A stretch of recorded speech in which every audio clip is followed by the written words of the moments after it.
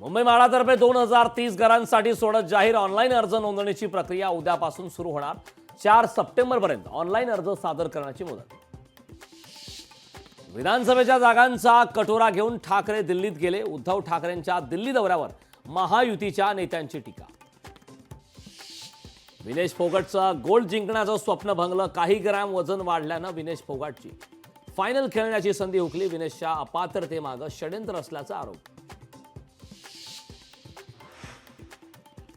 तळोजा जेलमधील कैद्यांना शाही मेजवानी। व्हीआयपी कैद्यांना जेवणात नॉनव्हेज देत असल्याचा आरोप। व्हीआयपी कैद्यांच्या नॉनव्हेज मेनूचं रेट कार्ड लोकशाही मराठीच्या हाती। राज्य सरकारची महिलांना रक्षाबंधन भेट। रक्षाबंधनाला महिलांच्या खात्यात 3000 रुपये होणार जमा। 2 कोटी महिलांच्या खात्यात 600 कोटींची ओवाळणी जमा होणार।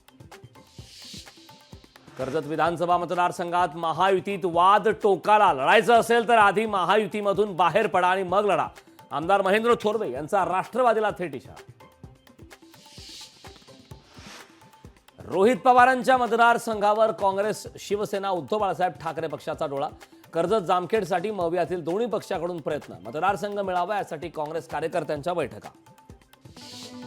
नवी मुंबईत मनसेचा रोजगार हक्क सप्ताह सुरू। मनसे बेरोजगारांचे बायोडाटा गोळा करणार। रोजगारासाठी जनजागृती अभियान राबवणार।